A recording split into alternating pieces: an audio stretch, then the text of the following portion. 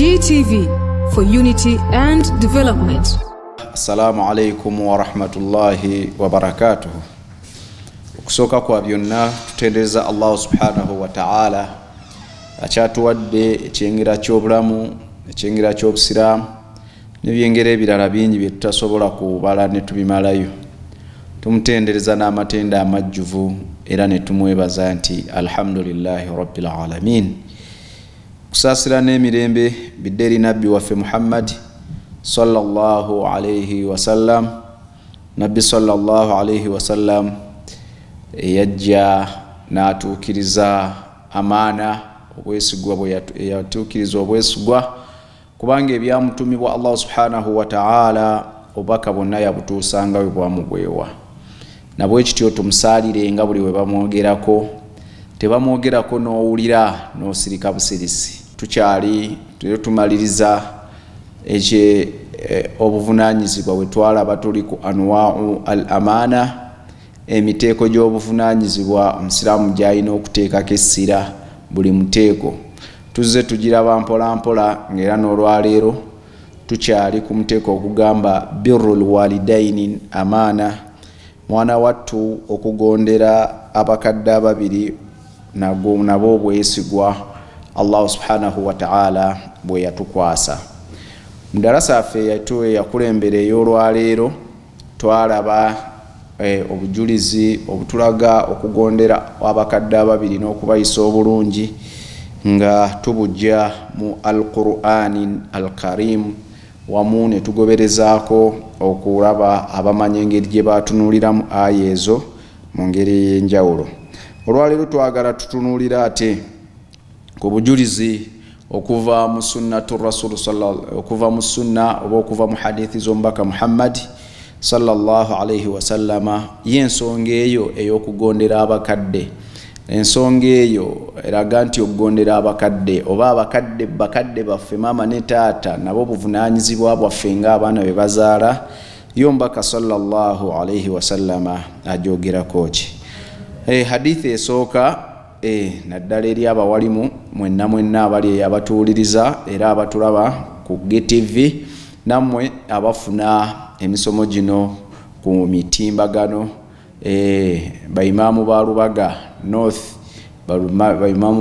North emisomo gino mugifuna bulungi era muŋŋa nti no mugifolowinga omuli Sheikh Mawejje Sheikh Abdallah Mawejje mwe secretary w'abayimaamu b'e Lubaga eyo kakasa nti nno kooli ku GTV ate era ne ku mukutu emisomo gino ogifuna bulungi ate era n'ogyongerayo. Sebo mulimu ogwo gw'okola, barakallahu fikum wa jazakumullahu khaira. So beera nga okwata kalamu n'olupapula tugitandise ne hadithi rawahu sheikhani, nga hadithi eno yayogerwa abaimaamu babiri muli Imam Muslim ne Imam Bukhari, nga eva ku an Abdillahi ibn Mas'ud, eva ku sahabatul jalil ayitibwa Abdullahi mutabani wa Mas'ud, qal agamba sa'altu Rasulallahi sallallahu alayhi wa sallam, nabuuza. Ani abuuza? Abdullahi ibn Mas'udi. Abuuza ani? Abuuza omubaka Muhammadi sallallahu alayhi wa sallama. Anamugamba nti qultu, nemugamba ya Rasulallah, owange gwe omubaka wa Allah. Ya Rasulallah, yamukowoola eno ya'u eyitibwa ya'u nida, yamukowoola namugamba ya Rasulallah, owange gwe omubaka wa Allah, ayil amal afdal, mulimu ki ogusinga obulungi? Naam, mulimu ki ogusinga okubeera ogw'ebbeeyi? Mulimu ki ogusinga okubeera omulungi mu maaso ga Allah subhanahu wa ta'ala, nga gwa bbeeyi nnyo mu maaso ga Allah, nga guliko empeera nnyingi? Bimaana basahaba bano bayagalanga nnyo okubaako n'ensonga zibasoosowaza mu bulamu bwabwe mu kukola ibadaati. Kati oli bwe yafunanga omukisa ogukwatiriza omubaka sallallahu alayhi wa sallama ng'abaako kyamubuuza kimunnyonnyole. Kakati na wano emirimu mingi mu busiraamu, ibadaati nyingi tosobola kuzimalayo, ne mulimu ibaada ezisukkuluma ku zinnaazo mu budde, mu biseera, mu bifo n'ebirala. Kakati ono sahaba ayitibwa Ibn Mas'ud radiyallahu ta'ala anhu abuuza omubaka sallallahu alayhi wa sallama, ayyul amal afdal, mulimu ki ogusinga obulungi? Qala, omubaka sallallahu alayhi wa sallama kyava amuddamu n'amugamba, omulimu ogusinga emirimu gyonna okubeera egy'ebbeeyi, as-salatun ala miqatiha, ye muntu okusaala esswala ettaano ng'azisaalira mu biseera byazo. Gwe mulimu ogusinga obulungi mu maaso ga Allahu subhanahu wa ta'ala. Swala twagyogerako ko wano ne tulaba obukulu bwayo.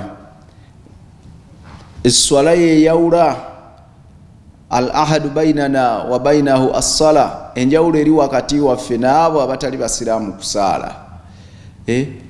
Kakati esswala gwe muli mu maaso ga Allah subhanahu wa ta'ala ogusinga obulungi, naye esswala eyo ng'ogisadde ddi? Ala miqatiha, nga buli swala ogisadde mu kiseera kyayo. Osaala essalatu dhuhri mu kiseera kyayo, ogwo gwe mulimu gw'osinza okufa, gwe mulimu omulungi mu lunaku olwo gw'obeera okoze. Aswiri, magaribi, isha, isubuhi, senga buli swala zonna ozisaalira mu budde bwazo. Allah obudde obwo bwe zirina okusaalirwamu olunaku n'oluzibya, w'omalanga isha nga subuhi wagisadde mu budde bwayo paka ku isha, weebazangako Allah, kubanga oba okoze omulimu ogusinga obulungi mu mirimu emirungi.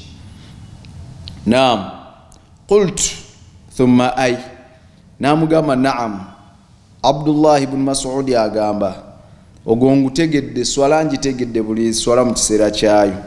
Naam, thumma ay, ogwokubiri oguguddirira gwe guliwa ya Rasulallah? Ogusooka ngulabye, kati mpaayo ogwokubiri. Qaal, Nabbi sallallahu alayhi wa sallama mulimu ogwokubiri gwe yamugamba, thumma birrul walidain, oluvannyuma kuyisa bulungi maama, kuyisa bulungi taata.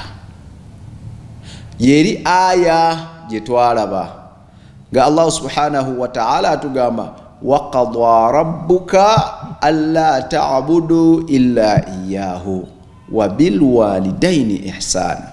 Buli w'omaliriza okusinza Allah subhanahu wa ta'ala, amateeka mu Qur'ani mangi ojaggalaba, naye buli w'omaliriza okwawula Allah, buli w'omaliriza okusinza Allah, buli w'omaliriza okukola ensonga eyeyawulidde ku Allah, ebiseera ebisinga Qur'ani ne hadithi z'omubaka sallallahu alayhi wa sallama zikuzza ku kugondera bakadde. Neno hadithi nga tugirabye, omulimu ogw'okubi yamugamba, thumma, oluvannyuma lw'okusaala esswala ettaano, lw'okusaala esswala birrul walidaini, kuyisa bulungi maama, kuyisa bulungi taata, kugondera maama na taata.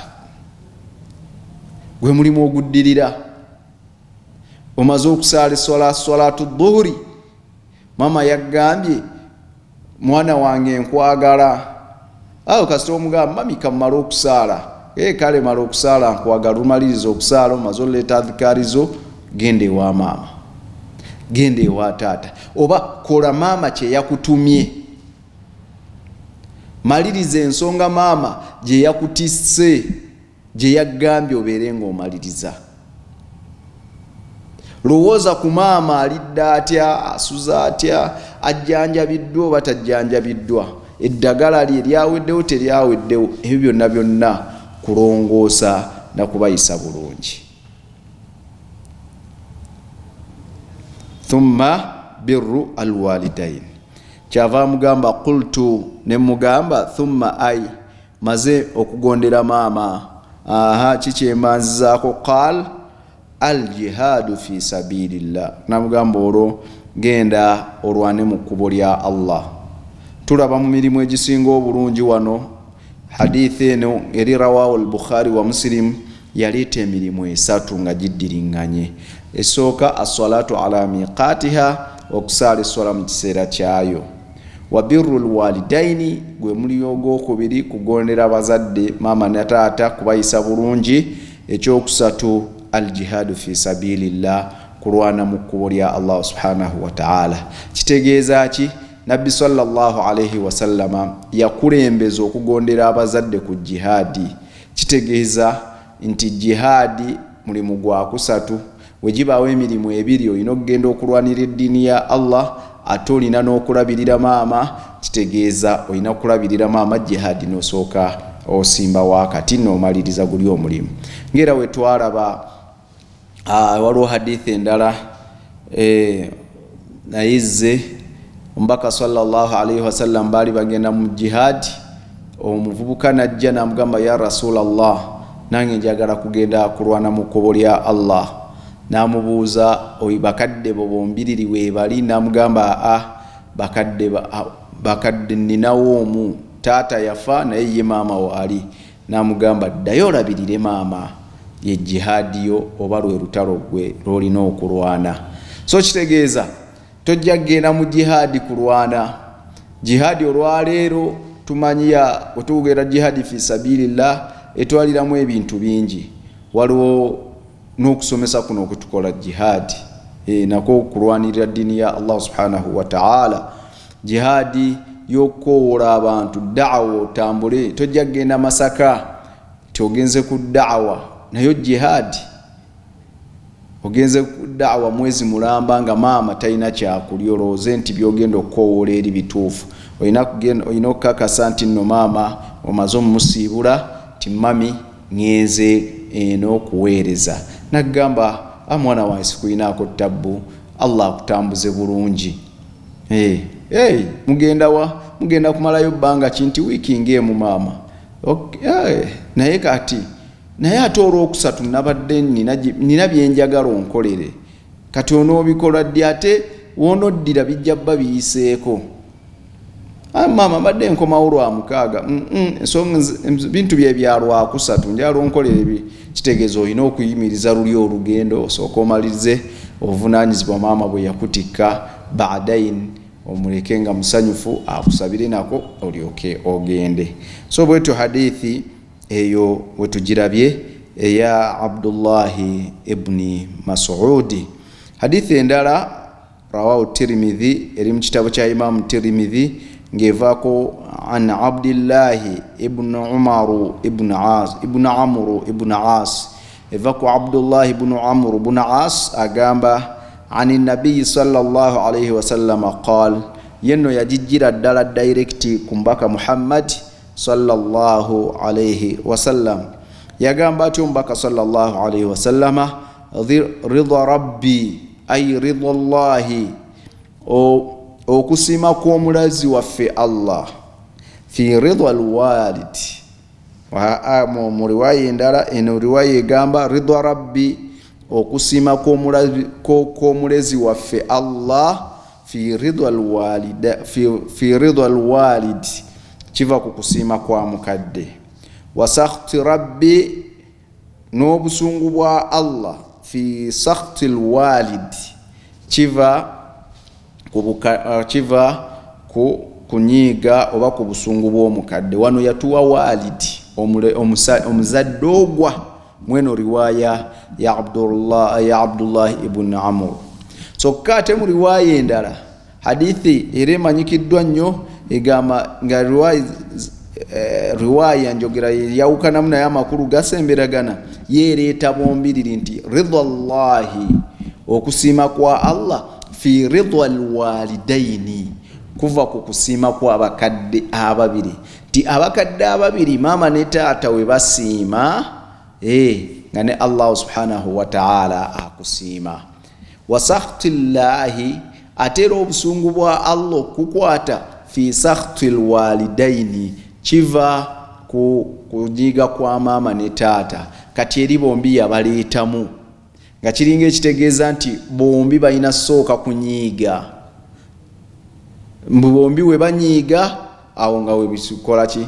Naye ate eno yo riwaya ekulaga omu nti ridha omu waasiima. Oyinza okuba nga ye mulamu, yakyaliwo nga mulamu. Era ekwatagana eno ne hadithi egamba yombaka sallallahu alayhi wa sallam egamba senga omuntu yenna raghima anfu muri'i omuntu alwale kookolo oyo yenna asangibwawo bakadde be abaamuzaala ne babanga balamu au ahaduhuma oba omukubo n'atakozesa mukisa okwo n'atakozesa mukisa ogwo nga bamaama weebali ne taata waali oba ng'ayinako omu nga maama yekka yaaliwo oba taata yekka yaaliwo n'atabukola bya kisoboka kumuyingirirako jjana muntu oyo asiraane raghima anfu muri'i muntu oyo asiraane asangiddwawo afunye omukisa maama we n'abanga waali ne taata we n'abanga waali oba omu ku abo taata yaaliwo oba maama yaaliwo nabwe kityo baganda bange mwenna abandaba abakyayina bakadde bammwe nga weebali balamu bombiriri oba omu ku bo tubeere nga tugezaako buli omu alwane okulaba nga Allah subhanahu wa ta'ala amusiima. Eyo yennunuzi yaffe Allah tusiima. Gezaako okole ekisoboka mu bugagga bwo bw'olina osiimise maama ne taata, mu bwavu bwo bw'olina obeere ng'ogezaako okusiimisa maama ne taata, mu mbeera yonna gy'olimu obeere ng'omusiimisa. Abakadde maama ne taata tebaagala nnyo binene bisobola bwasi, hatta n'okumugenda n'okumukyalirako obukyalizi babeeraawo. Maama amala ayinza okumala ewiiki nga tafunyeemu ssanyu, abeera mu kweraliikira stress, kino nekyalowooza kino nakiri naye ofunayo olunaku n'ogenda n'omusesaamu n'onyumyako naye n'olaba nga ate owolokose. Baba oluusi n'ensonga ng'anoonya gwagibuulirako, ensi yayonoonese, si yayonoonese, ensi tokyalina mukwano gwo gw'ogamba nti yoona. Abantu tebakyali ba mizi, abantu tebakyali ba mizi. Naye gwe Allah akusaasidde okuze, osajja kudde, ofuuse mukyala mukulu, maama w'omuyina, ke kaseera obeere nga ogendako ewa maama, ajja kubaako ebigambo ebimuli ku mutima ebimutuddemu byajja okukugamba. Wanaamala obbikugamba mukazi wattu oba musajja wattu atowolokoke, naawe obeere nga oluusi ekimuzitooweredde nga gwa muzitoowerezza n'ensi ali mu kweraliikirirako, ono munaabeeramukko naye ne munyumyamukko. Agamba mwana wange munneeraliikiriza nti ate mukimaama, anti munnange kaakati mukuze naye temulina we musula, temulina mapoloti, temulina mamotoka. Nange njagala abaana bange mbalabeko, ojje wano n'emmotoka, ojje wano nange nzijeko mu maka go ng'oli eri mu kalina. Nawe kijja kuyamba ogambe nti ebambi kati wakiŋŋambidde maama, taata wakiŋŋambidde bambi kimuluma, ng'omugumya. Omugamba nno maama ebyo bikweraliikiriza bwereere, taate kitya. Akati gwe maama we wali myaka gino gwe nga tobirina. Ebyo Allah yabisalawo. Tusiime Allah kyatuwadde. Kutulaba maama oli mulamu, olina emyaka emeka maama? Timpezezza 65 oba mpezezza 7. Kumugamba kati gwe maama tolaba nti nno abantu bangi tebawezezza na myaka 7 bonna bali mu ntaana, ffe tukyalina omukisa ogukulaba nako ne tunyumyamukko naawe. Maama bino byansi era bitujja bireka. N'ekirala omuwe vyuyo gwe maama. N'abantu abamu betwegomba nti mwana wa gundi ayina kalina, mwana wa gundi emmotoka akyusa nkyuse nga ngoye, gwomanyi jjajja ssente ze maama. Maama oyagala nange ngende enzibe, oba oyagala nkole kino na kino na kiri, gwe binaakusanyusa okukulira nti nno bankutte ne ssente bwe ziti, oba bankwatidde mu bbanka, oba bankutte enkola kino ne banteeka eruzira emyaka 3 nga tondabako. Akati kumama ng'omuwe nawe ebyokulabirako ebirungi ate mu bukkakkamu, era mujja kugamba ati ate nno nze okusiba afazaali obeeraawo wenkwagalira nga nkulabako nti kati maama tusiime. Ekyo Allah obwe bulamu Allah ye bw'atulondeddewo, naye kirungi tukola. Tetulina gwe tubba, gwe tufuna omutwalo maama nga nkuleeterako oluusi omutwaliddeyo kakoko newe kaba akafyaka.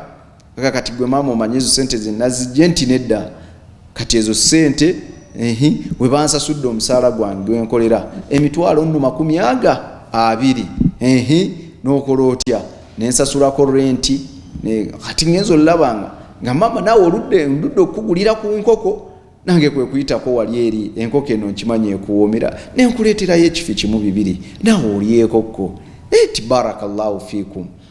Kakati mama singa nziba sente gwe zowulira zoyagala seyanzifuna mu makubo nga si matuufu ago Allah gakkiriza ne bankwata nembeeruzira ne bansitwala ekitalya ani ali kuleetedde akakoko ako. Mama ebyo tebiddamu kweraliikiriza. Ebbali etumalanga tuli balamu tuwuliziganya tukyalina obusobozi obujja ne tukulabako. Mama gume ebyo bino byansi n'abagagga bangi baziikiddwa ebintu ne bibula n'ebirala byonna. Kakati ffe lwaki weekubagiza nga ate weetuli wonoonyumyamu naye ojja kukyusa minds ze ebibadde bimweraliikiriza ebimu abitwale nga busonga butono kubanga ogenzeeyo era naawe ate onoogenda okuvaayo olw'okuba omuwadde ku budde n'onyumyako ne maama n'onyumyako ne taata ne mu mbeera ennungi nga we museka. Oyinza n'otuuka mu mbeera nga wakujerega naye nga naawe we munyumyamu tukuyita kunyumyamu we musaagasaagamuko ate owolokoka. Kitegeera ate owolokoka era onoogenda okudda e Kampala oba onoogenda okudda ku mirimu ng'ate naawe oyina essanyu ery'enjawulo. So eyo hadithi buli omu kyemba nvudde ku nsonga egamba buli omu alwane akole ekisoboka kyonna okulaba nga asiimisa maama, okulaba nga asiimisa taata. Mu kusiimisa abamaama ne taata kwe kubaweereza buli omu mu busobozi bwe. Sigamba nti omugagga yekka yalina okuweereza maama we, nedda. Naawe omwavu atalina kaalina osobola okuweereza maama wo ate era n'akusiima bulungi najjulukuka mu bulamu buno obwensi waba yakusoose nga musiimu gy'oli wakati mu bwavu bw'olimu, wakati mu bugabiriza obutono bw'ofuna eri Allah subhanahu wa ta'ala. Kiwulira wakati awo mu bugabiri gamba omwana wange yabadde ankolera kino woba gwe omusoose agamba ensi yonna naye kenyini agamba omwana wange Allah amututte, mwana wange yabadde mbeererawo mu buli mbeera, gwe gwatuma, gwe gwamanye atuukirwako ensonga mu buli nsonga yonna nga gwe gwasookerako. Noofa nga akusiimye gamba omwana wange Allah amusaasire, omwana wange Allah omwana wange musiimi. Naye ng'obadde mwavu, ng'obadde tolina na ssente, ngero badde osobola nga ne sukaali abalala gwe bamuwa nga mubadde mu musheyalinga gwe ne maama we, nga mubadde mu musheyalinga gwe ne bakadde abalala bonna abaana, era ng'olumuwa bangi abazadde tubalabyeko onamutwalira emigaati 2 ne kilo za sukaali 3 n'ajjako omugaati ogumu n'aguza ebbali, n'ajjako ne kilo ya sukaali n'agiza ebbali, n'ayita swaibu n'ayita kazukuluke bino bitwalire either namukubira esimu oba wabeera kumpipi naga bino bitwale ewa taatawo, bino bitwale ewa taatawo. Kuba oyina emirimu emirala gy'omuyambako maama, oyina emirimu emirala, oyina omugugu omunene gw'omutikkulako kati naye ate amanyi toyina, ati waafunayo omuti gwa sabbuuni n'asalamu nagamba omwana wange talina sabbuuni ate n'akuwa ku ebyo naye ate nga musiimu mu mutima. So baganda bange buli omu abeere ng'akola kyasobola okusiimisa maama we, era buli omu akole kyasobola okubanga akole buli ekisoboka kyonna okubanga maama takunyiigira, kubanga maama waanaanyiiga ne taata bino bye bigenda okuddirira mu hadithi eziri wansi ze tugenda okulaba. Kyava tugamba waliyahdhara kulla muslim min uquqil walidain, kisaanye buli musiraamu yenna yeewalire ddala okunyiiza abakadde ababiri, maama ne taata. Buli nsonga yonna erimu nti onoogikola maama tegenda muleka kyekimu egenda kumunyiiza. tajja kufuna ku mpeke ya tulo, taata tajja kufuna mpeke ya tulo. Mwana wattu kisanye okubeera nga ogyewalira ddala, lianna uquqahuma, kulw'okubeera nga ddala okubanga onyiiza bakadde bo, khiyanatu lil amaana, oba omaze okukumpanya obuvunaanyizibwa obwesigwa, allati jaalaha Allahu fi anaaqi l abnaa'i, oba omaze okukumpanya obuvunaanyizibwa, oba omaze okukumpanya obwesigwa obwo Allah subhanahu wa ta'ala bwe yateeka mu nsingo zo nga ggwe omwana. Ffe ng'abaana Allah yatuteekamu obuvunaanyizibwa, yatuteekako obwesigwa obuli mu nsingo zaffe, obuvunaanyizibwa obuli mu nsingo zaffe, kubanga tulabirira n'okuyisa obulungi bakadde baffe, maama ne taata, sawaun ahya, oba balamu au amwaat, obanga bafu. Ezo nsingo tuzirina, obwesigwa obwo obuvunaanyizibwa tubulina butuli mu nsingo. Kakati buli w'obusuula n'otabutuukiriza, n'obeera nga bakadde bo bakuwanda lulusu, bakadde bo obavumaganya, bakadde bo beeraliikiriza, bakadde bo babonyaabonya, bakadde bo tobayisa bulungi, obakaabya amaziga, mwana wattu oba omaze okukumpanya oba mukumpanya saabakumpanya oba naabakumpanya mu nsi muno. Nabwe kityo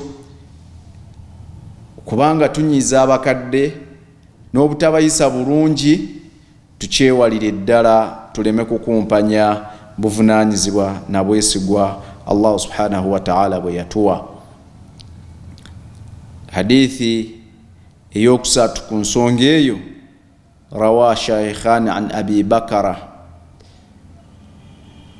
Abi Bakara atugamba nti an Abi Bakara qal radiyallahu ta'ala anhu qal, agamba qala an-nabiy sallallahu alayhi wa sallam, yagamba omubaka wa Allah okusaalisira n'emirembe beere ku lye, yagamba atya nabbi sallallahu alayhi wa sallama, ala unabbi'ukum bi akbaril kaba'ir, abaffe mbabuulireyoko ku mazambi amanene ennyo. Allahu akbar walillahi alhamd. Thalathan, ekyo nno yakyogera emirundi esatu. Ala unabbi'ukum bi akbaril kaba'ir, ala unabbi'ukum bi akbaril kaba'ir, ala unabbi'ukum bi akbaril kaba'ir. Abaffe mbabuulireyo amazambi amanene, abaffe mbabuulireyo amazambi amanene, abaffe mbabuulireyo amazambi amanene. Okuddiŋŋana kw'ensonga, omuntu ne waba ayogera ng'ensonga ayagala gikkaatiriza okulaga nti nkulu, ekiraga nti eyo ensonga yeyawukana ku ndala, kwe kugikkaatiriza n'agyogera omulundi ogusukka mu gumu oba ebiri. N'abamu wano mu Luganda tugamba kankiddemu, ekitegeeza nti okitegeeza olw'obukulu bw'ensonga. Qaalu, basahaba abaaliwo ne bagamba nti ye bala ya Rasulallah, owange gwe omubaka wa Allah, tubuulire amazambi ago amanene. Onogatubuulira kijja tuyambako okubeera nga tugeewala.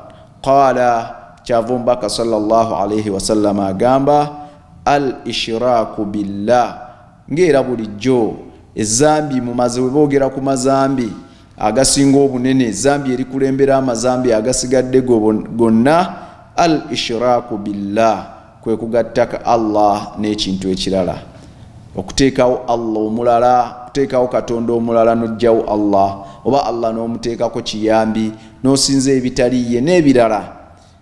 Kati nabbi sallallahu alayhi wasallam agamba basahaba, al ishraaku billah, ezambi erikulembera amazambi amalala gonna kugattika ku Allah na bintu birala. Allah tayagala kumusinza, n'omusinza ate nga w'osinza lubaale, n'omusinza ate nga w'osinza ebirala, ebyo tabyagala. bwoba osazeewo okumusinza fa'lam annahu la ilaha illa Allah, sooka otegeere nti teri asaanidde kusinzibwa mu butuufu okuggyako Allah. Eryokubiri yagamba wa huququl walidaini, ezambi eddala nabbi sallallahu alaihi wasallam liyayogera yagamba huququl walidaini, kuyisa bubi maama na taata, kuyisa bubi bakadde babiri. Eryo bannange baganda bange mwenna abandaba abakyayina bakadde bammwe nga balamu, nammwe abalina abammwe nga baafa, teriyo zambi, ezambi eriddirira shiriki kuyisa bubi maama na taata. Weekube mu ttooki bakadde bo balamu naye obayisa otya?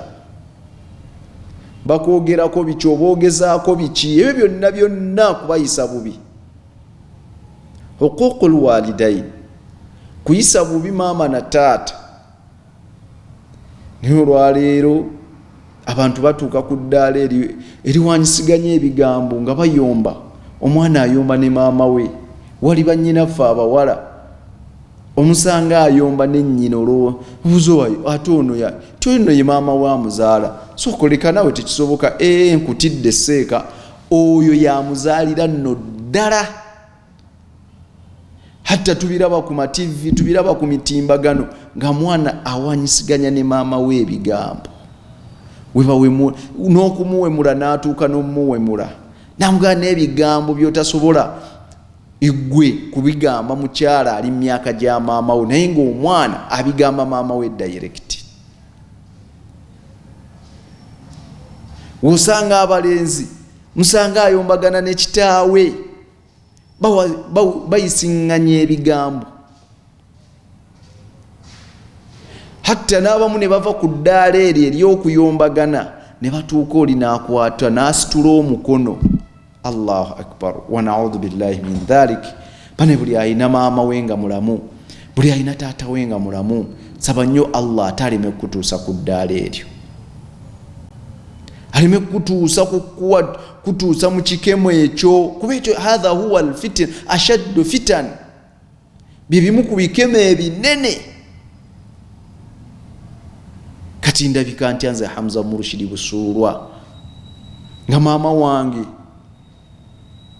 maama ampise naye nga ndi mu kuyomba ne maama. Subhana maliki dayari.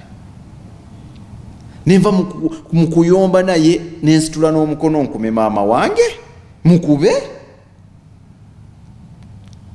Nze tolabanga amansusse. Subhana Allah atukingirize bannange. Tusabe nnyo Allah atukwatireko aleme tugezesa n'ebyo. Maama yanyizizza nabadde nnina omukubamu empi. Subhana malikil kuddus. Yanyizizza nange ne mukubamu empi okube maama. Nabadde nnina omuyisaamu eggaali ogiyisa mwana mutaatawo.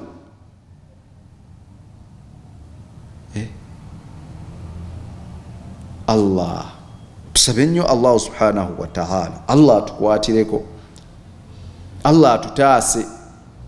Mulimu ebigezo byolaba nga bituuse ku bantu abamu muno mu nsi, ng'olina kusaba nnyo Allah subhanahu wa ta'ala akutaasa aleme kukugezesa nakyo, kuba kiba kigezo ky'amaanyi,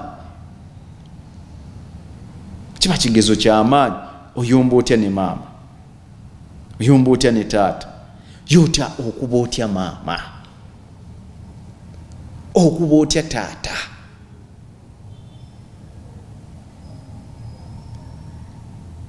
Mubiraba ng'ebitali mu nsi naye mu ebiri mu nsi, kujjaho nga mmwe temubiraba naye nze mbiraba.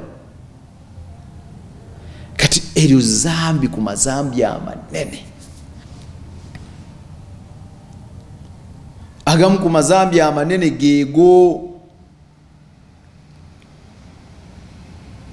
ezambi lyasembyayo Omubaka sallallahu alaihi wasallam mu hadithi eyo yagamba nti wajalasan gali yayogera ayimiridde ati atugamba wajalasa wakana muttakia n'atuula bulungi n'atereera. Faqaala, kyava agamba ala wa qawlu zuuri, ala wa qawlu zuuri, n'agamba n'ebigambo ebya qawlu zuuri, by'ebigambo ebitaliiko bujulizi. Qiila wa qaala, qawlu zuuri, ebigambo ebitaliiyo, bye mwogera yogera ku bantu. Mutimbagano gujjudde ebigambo bitaliiyo. Oli apanga kisitole, tetugenda mu 2026 2025 campaign zitandika. Allahu akbar. Qawlu zuuri, ebigambo ebitali bituufu byatandise dda ku mitimbagana. Wali bannabyabufuzi abavuganya, buli omu gwavuganya. Nekyo Nabi sallallahu yatula bwati, n'atereera neyesigama aga ala wa qawlu zuuri, ala wa qawlu zuuri, n'ebigambo ebitaliiko bujulizi, bitali bituufu. Abantu abawa obujulizi obw'obulimba mu makooti ne musibisa bannammwe, ne mutwala ebintu bya bannammwe lwa qawlu zuuri, ebigambo ebigunjeewo ebitaliiyo. Qaala, sahaba atugamba Abi Bakara, fama zaala yukarriruha, teyakomaawo kukyogera, hatta qulna, paka we twagamba laitahu sakata, mbaka singa asirika.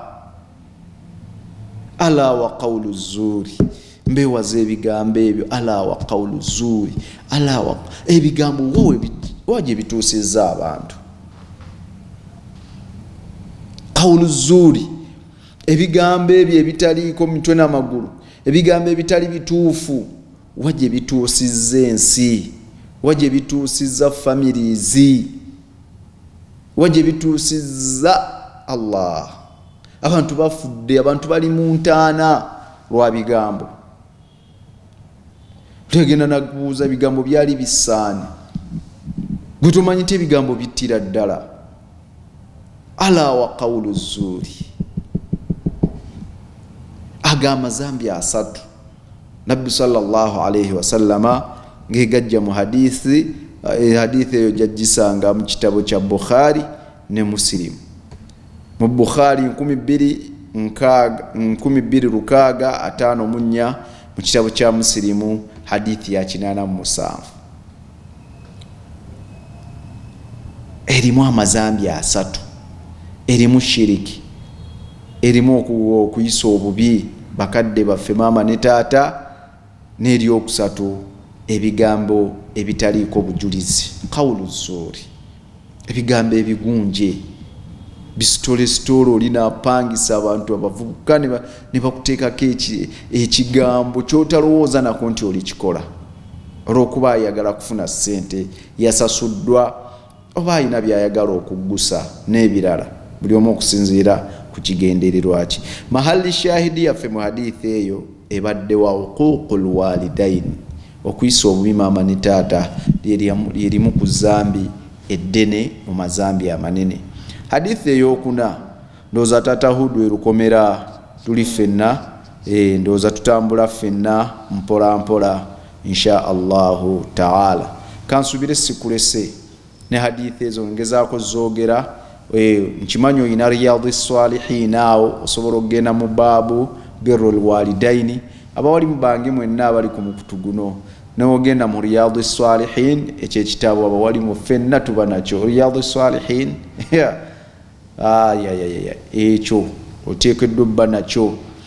Omuwalimu yenna ali eyo, ogendako mu Riyadhis Salihin na bino ebirala ebya hadithi, oba genda ku simu yo osaakinge hadithi eyo. So bwetyo Mama Murshida, Mama Imaduddin, Mama Murshida Imaduddin ne Shihabuddin, ndowooza hadithi ezo zitegedde bulungi.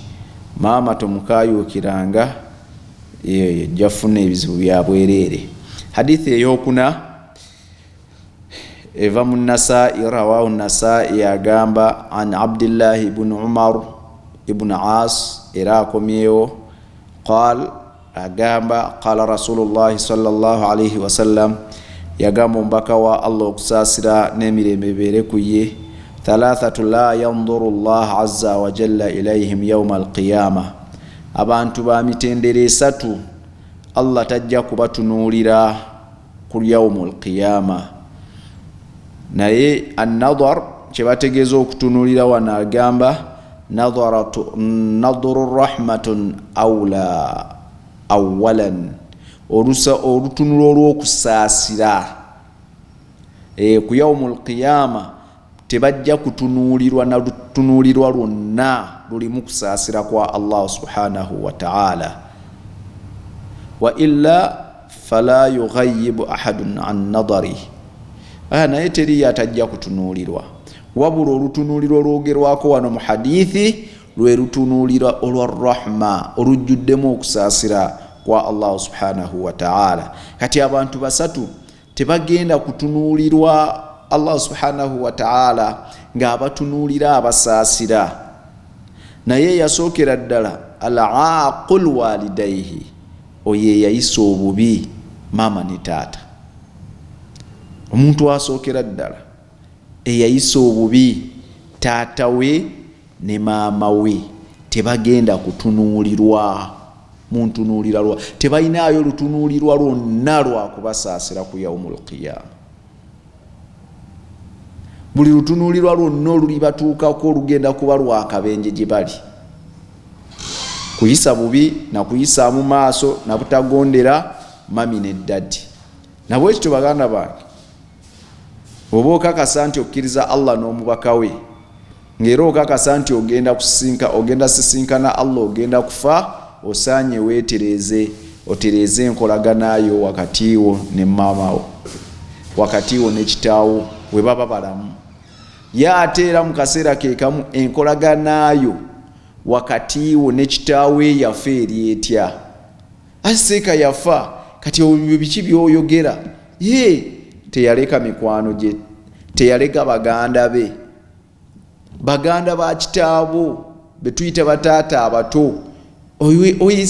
Oyina alaka ki nabo? Weyisa butya nabo? Oba bayisamu buyisa gaali obalabanga abatali bakitaabo, basenga abo bannyina ba kitaawo obayisa otya? Kati buli oba obayisa bulungi, manya nti enkolaganayo ne kitaawe yafa ogitambuza bulungi era afuna empeera gyali. Woba obayisa bubi, manya enkolaganayo ne kitaawe wadde yafa mbi era afuna ebibonerezo mu kabuli gyali, ku lulwo nga gwe omwana gwe yaleka ku mwaliro guno ogw'ensi. Kitaawe yaleka mikwano gye, enkolaganayo ne bakitaawo n'egyali mikwano gya kitaawo giri gitya? Okyabatwalanga mikwano gya taatawo? Okyabatwalanga mikwano gya maamawo? Woba obayisa bulungi, kitegeeza enkolaganayo ne kitaawo oba ne nnyoko namu nungi. Era woba obayisa bubi, manya enkolaganayo. Aho mba tulina enjogerega, nze kitange yafa, nkola bye njagala, teryaŋŋambako, nedda ssebo. Fe olwaleero, fe okubeera olwaleero nakamala ku TV kuno ndowooza kati guno omwaka Rashid giri emyaka emeka? Guno omwaka gwakuna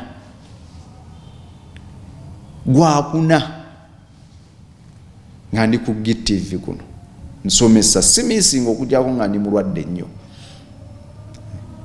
Naye oyina wootuuka mikwano gya kitaawo, mikwano gya dadi, ne bagamba omumuli okyagukutte bulungi. Hatta n'omu yatuuka n'aŋŋamba ebyo byonna by'osomesa, ebyo byonna gy'otagalira ku ma TV, yakuyita na kutagala, ku ma radio n'awala, mu mizikiti, ebyo byonna si bibyo. Nemubuuza ate byani? Ebyo kati bya kitaawo. Nemugamba ensonga ngitegedde bulungi. Naye ng'abiŋŋamba just yali friend wa taata. Nemubuuza naye ovudde ku ki okukiŋŋamba? Buli we twabeeranga ye yali edduwa ya kitaawo. Taata we asaba kimu, saba Allah nsobozese abaana bange babengako kye batuuse eri eddiini y'Obusiraamu. Gamba edduwa ya taata oba okwagala kwa kitawo mukyakutambuza bulungi baana mmwe. Allah abanywerezaawo. Kati ekyo nkyogedde kukulaga nti nno newe badde baafa balina ebigendererwa byabwe. Ogezezzaako byonna tetusobola bikola, naye haufa oba butya wootambuzaako ebimu. Maama waakuzaala alina ebigendererwa, waaba yafa biki bye yali ayagala? Bamulowooza bakuweerera ne bakuteera ku biraali ne bakutwala wa mu yunivasite, kati balina nsonga lwaki bakuweerera.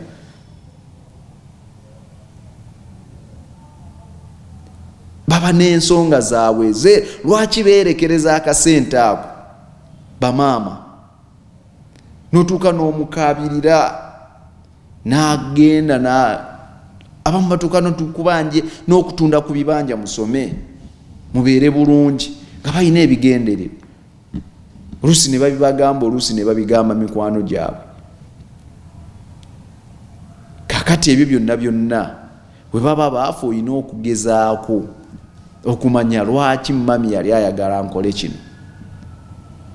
Abalala bataata batusalirawo okusoma, oba bamaama bazadde baffe ne batusalirawo okukola courses ez'enjawulo nga balina hidden agenda zaabwe.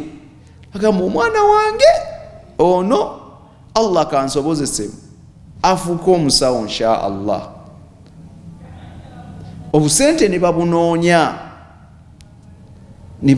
hatta n'abamu batuuka n'okulya haramu ng'ayagala osome. N'omaliriza akusomesezza obwaki, akusomesezza bwa dokita oba akusomesezza bwa looya, n'omala n'omugamba dadi mami digiri ye ey'obwa dokita yiiyo. Gwe n'ogenda mu music, digiri ye ey'obwa dokita yiiyo. Gwe n'ogenda mu by'obusuubuzi, digiri ye ey'obwa looya yiiyo. Gwe n'ogenda mu busomesa, digiri ye ey'obusomesa yiiyo. Gwe n'ogenda otema ennyama. Naye nga tofunangako n'akaseera kamubuuza n'omunyiriza. Olowooza yali tasobola kukwata seeti ezo zonna n'akutandikira dduuka, naye lwaki yazikuteera musomi? Sooka omubuuze mami dadi yesu okusoma konkumaze nsomye bwa dokita naye kigendererwa ki? Buli kaseera wali oyagala nnyo nkola edukoosi eyo, ajja kuba nti munnange mu famire tetubaddeemu na looya, baatubbako ettaka lyaffe lwa butaba na looya. Kati nze n'ensalawo gwe nkusomesa oba oli awo Allah alikuyisizaako obeerera oyo omulungi, ojja abantu mu bulyaza balooya baleme kulyaza amaanyanga balala. Otandika okukola emirimu egyo newankubadde olusoyinza okuba si gy'oyagala. Tya mwana wange nagenda mu ddwaliro dokita nampisa bubi, oba jjajjaawo yafa lwa bulagajjavu bwa dokita bwa musawo gwe twasanga mu ddwaliro. Neŋŋamba osanga kale kadali weeri, naye n'omusawo oli tetwamatira ku bye yakola, n'ensalawo nkuweerere. Asita nalaba nga amagezi ogayina n'enkusalawo osoma obwa dokita, ogenda otaasa obulamu bw'abantu. Gwe n'obivaako, tobuuziza maama, tobuuziza taata, gwe n'olitambula nansi kyekwagaza. N'omunyiiza kakati setiza abeerawo mu setiza zanfiira ki nga byeyejjusa. So buli omu yegendereze. So eyo hadithi mukkirize nzijjemu ekyo kyokka. Kale n'ebirala katubikooneko. Alhaqul walidain, okunyiza maama ne taata. Walmar'atu almutarajjira, n'omukyala eyefaanaanyiriza omusajja mu nnyambala ne mu bikolwa. Waddayuth, n'omusajja ssekibotte. Abo basatu Allah tagenda batunuulira na lutunuulira wakusaasira. Hadithi ey'okutaano rawa evaku Anas radiyallahu ta'ala anhu agamba qala Rasulullahi sallallahu alayhi wasallam, yagamba omubaka wa Allah okusaasira n'emirembe ebeere ku ye, babaani muajjalani uqubatuhuma fi dunya, emiryango ebiri bajanguyiriza muajjalani, janguyirizibwa uqubatayhuma, ebibonerezo byazo bino ku dunia, naye ekimu ku kyo yagamba walhuququn ay huququl walidain, okuyisa obubi maama ne taata. Mwana wattu ebibonerezo byo obifunirawo kuno ku nsi. Era ye hadithi ya Abi Bakarati radiyallahu ta'ala anhu qala agamba sami'tu rasulallahi sallallahu alayhi wasallama yaqul, nawulira omubaka wa Allah okusaasira n'emirembe ku yenga agamba kullu dhunubu yuakhiru llahu ma shaa minha ila yaumi alqiyama, buli zambi lyonna omuntu lyakola kuno ku nsi, bubbi, bwenzi, biki, bukumpanya byonna, yuakhiru llah, Allah alikeereyesa ma shaa minha, eryoyo gwabeera ayagadde, ila yaumi alqiyama, kuno ku nsi n'abeeranga takubonereza sana lyo. Yensonga lwaki nti omuntu asobola okubba obulamu bwe bwonna n'afanga mugagga naye ng'afudde ng'emmaali ye yonna yabba nzibe, n'afanga mugagga n'abaana ne basigala nga bagagga naye nga baki, nga byonna byonna wallahi nga n'okutemula asse bantu n'ebirala byonna nga talinaawo ssente ze yali afunye nga za halaali, okuggyako nga mubbi, mutemu, mussi nga jjajja ssente ze. Naye amazambi ago gonna oyo Allah gwaba ayagadde amulindiriza ila yaumil qiyama, paka ku yaumul qiyama. Muntu nabba n'ajejobya abantu kuva lwe yatandika okukola, ali mu kubba minzaani nfu, abeera mu riba, wagaggawala wasitula apartment eno n'agula ettaka egini n'asitula, bonna ekyalo kyonna n'akigula n'akimalawo. Ago gonna amazambi ago Allah subhanahu wa ta'ala abeera nga agalindiriza waba ayagadde, illa okujjako ezambi limu Allah lyo talirindiriza, illa huququl walidain, okujjako ezambi ery'okuyisa obubi maama ne taata. Okuyisa obubi maama wo ne taata wo, eryo Allah ezambi talirindiriza. Fa inna Allaha ta'ala, mazima Allah waffe ow'ekitiibwa, yuajjiluhu li swahibihi, alyanguyiriza, aliwa linnyiniryo, fil hayati, kuno ku nsi, qabla al mamati, nga tannaba kufa. Subhanallah, wallahi muddeeyo bino ono mubaka wa Allah. Abantu bangi ababonaabona n'atuuka Allah n'amusiba wamusibye, nogaa naye kiki kye yakola? Ogenda okumwetooloola okubuuza ku bakulu, oyo yakuba maama we, n'ogamba mpanise, ekyo kiwedde. Newebuuza ono kiki kye yakola Allah? Wallahi ogenda okukola nti oyo yavuma maama we, oyo maama we yafa amukolimidde, oyo kitaawe yafa amukolimidde. Amazambi ago, ezambi lyonna eririmu okuyisa obubi maama taata, eryo oteeka okulifuna ku nsi ng'okyali mulamu. Wano nno wenkubira omulanga mwenna abandaba abampuliriza, ng'olaba ensi ekunyiga, ng'ensi ekunyiga, ensi ekunyize, tokyalina buddukiro bwonna. Nkuwa amagezi mu ddalasa yange ey'olwaleero, newo n'oba kyotegeddemu. Maama wo abanga mulamu, taata wo abanga mulamu, woolabidde omusomo guno, woowuliridde message eno, dduka mangu gy'ali obeeko by'omubuuza. Kuba ebimu aba bayinza okuba yabikugamba n'abyerabira, naye ne bikwata eddwaye nekwata. Dduka mangu omwegayirira akusonyiwe, era omugabe maama sigenda kuva wano paka nkunkutteko mu mutwe n'onsabira. Oyinza okuba wabyogera mu butanwa ne binkwata. We baba baafa, genda eri mikwano gya kitaawo, genda eri bajjajjaabo we baba gye bali, obagambe naye nina kye nayisa, nina obuzibu bwonna bwe nalina ne maama wange nga tannafa, nina obuzibu bwonna bwe nalina ne kitange nga tannafa. Bajja bugamba ye taatawo yafa gambye bwati ne bwati, bagambe mwe mwali mikwano gya taata na bwe kityo we mwali mikwano gye, we musabeddwa Allah jjajjanukula, netondedde taata munsonyiwe, munsabireko Allah naye ansonyiwe, naye obulamu buganye. wetunaaba nga tukomyewo nga Allah atuwadde amaanyi n'obusobozi atugenda ku muteeko omulala ogugamba nti omuteeko omulala omuteeko gwe tujja tutandikirako insha Allahu taala al auladul amaana, ate era n'abaana baffe nabo bwesigwa oba buvunanyizibwa obutuli mu nsingo zaffe ng'abazadde. ربنا تقبل منا إنك أنت السميع العليم وتب علينا يا مولانا إنك أنت التواب الرحيم. اللهم لا مانع لما أعطيت ولا معطي لما منعت ولا رد لما قضيت ولا ينفع ذا الجد منك الجد. ربنا آتنا في الدنيا حسنة وفي الآخرة حسنة وقنا عذاب النار. وصلى اللهم على سيدنا محمد وعلى آله وأصحابه وسلم والحمد لله رب العالمين. سجدن الشيخ حمزة مرشد بسورة مدن مغانا وانجي راشد شوانكا كاميرا تسينكاني مدرسة في ندريدا إن شاء الله تعالى. السلام عليكم.